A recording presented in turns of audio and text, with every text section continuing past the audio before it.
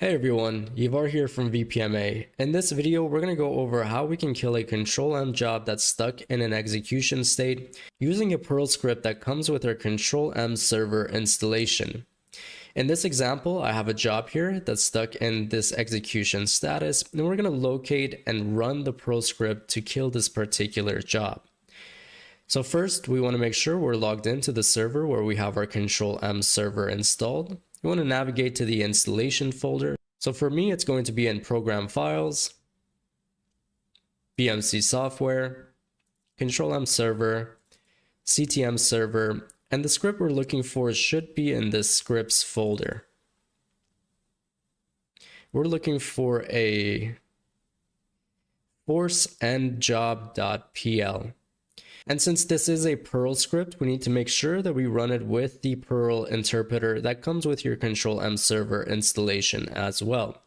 For now, we can copy the path to this script, put it in a notepad.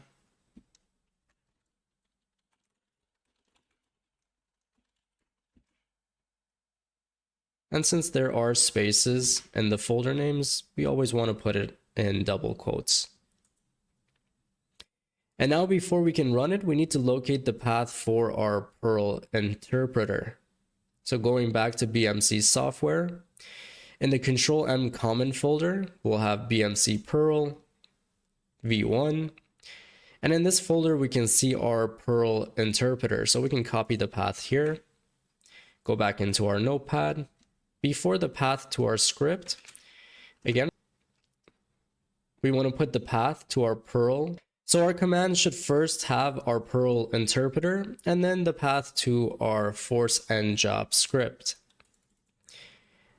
Now we can copy this command, open up command prompt, run as administrator, paste.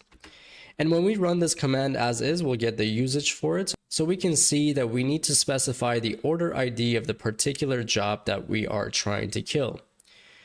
So now we can go back to our Control-M.NET client, can find the order ID of the job that's stuck in the execution status, copy, go back to our command prompt.